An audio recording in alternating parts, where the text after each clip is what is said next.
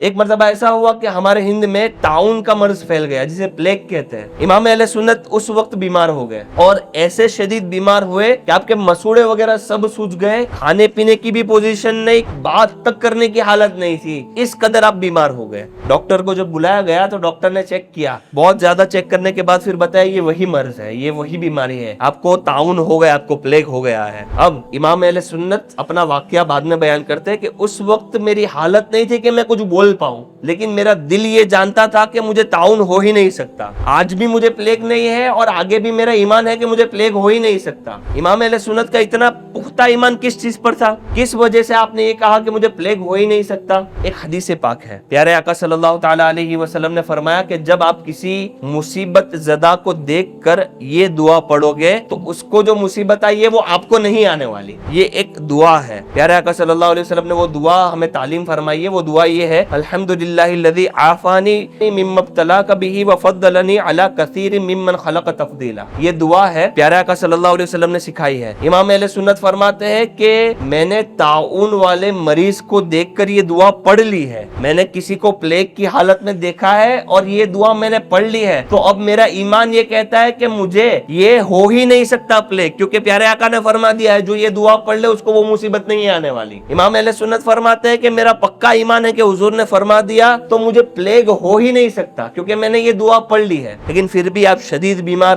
بولنے کی بھی حالت نہیں, بالکل اس بیماری کے عالم میں آپ نے اللہ تعالیٰ کی بارگاہ میں عرض کیے, اللہم صدق الحبیب وکذب الطبیب. امام اہل سنت خود اپنا واقعہ بعد میں بیان فرما رہے کہ میں نے اللہ کی بارگاہ میں اس بیماری کی عالم میں یہ دعا کی, اے اللہ تیرے حبیب صلی اللہ علیہ وسلم کا سچا ہونا اور ڈاکٹر کا جھوٹا ہونا ظاہر فرما دے. کیا دعا فرمائی؟ اے اللہ تیرے حبیب کا سچا ہونا بھی ظاہر فرما دے اور ڈاکٹر کا جھوٹا ہونا بھی ظاہر فرما دے. امام اہل سنت نے جیسے یہ دعا کی نا, آپ کو غیبی ایک آواز کان میں آئی, آپ کو ایک غیبی طرف سے آواز کان میں آئی کہ مسواک اور سیاہ مرچ یعنی جسے بلیک پیپر ہم کہتے ہیں, آپ کو کان میں بس یہی آواز آئی. امام اہل سنت فرماتے ہیں کہ الحمدللہ کالی مرچ پیس کر میں نے اس کا مسواک کیا تو میرا مرض جاتا رہا. امام اہل سنت کا یقین دیکھیے, اس واقعے سے آپ کا یقین پتا چلتا ہے کہ جو دو چیزیں ہم نے سنی آیت مبارکہ میں کہ اللہ تعالیٰ نے ان کے دل پر ایمان نقش کر دیا ہے. کیسا نقش کر دیا ہے کہ حضور کا قول ہے تو وہ ہو کر رہے گا, اگر میں نے دعا پڑھ لی ہے تو مجھے بیماری نہیں لگنی ہے. یہ آپ کا ایمان. اور آپ کو تائید کیسی نصیب ہوئی, آپ کو مدد کیسی نصیب ہوئی اللہ کی طرف سے کہ جیسے ہی آپ نے دعا پڑھی آپ کے کان میں اللہ تعالیٰ نے ہاتف غیبی سے وہ علاج بھیج دیا کہ یہ علاج کرو تم ٹھیک ہو جاؤ گے.